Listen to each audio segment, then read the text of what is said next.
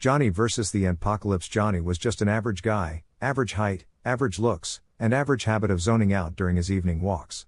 Today, though, his stroll would turn him into a legend. Of sorts. He was ambling down the sidewalk, humming a tune he couldn't quite place, when it happened. Crunch. Johnny froze.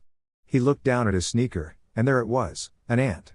A tiny, smushed speck of what was once a living, thriving bug. "Oh man, sorry about that, little guy," Johnny muttered, as though ants could hear apologies. He adjusted his shoe and started to walk away. Then the ground vibrated. At first, Johnny thought it was a passing truck. But as he turned around, he saw it, a wave of ants surging toward him like a miniature tsunami of tiny legs and collective rage. "Oh no," Johnny yelped. It was an accident. The ants didn't care. They weren't here for a trial. They were here for vengeance. Johnny took off running, arms flailing like a wacky inflatable tube man. The ants were surprisingly fast, forming a terrifying black tide that swallowed the sidewalk behind him. He sprinted into the park, thinking he could outrun them. Big mistake.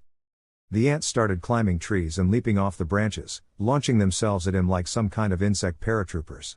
One particularly daring ant landed on Johnny's face. He screamed and swatted it away, tripping over his own feet in the process.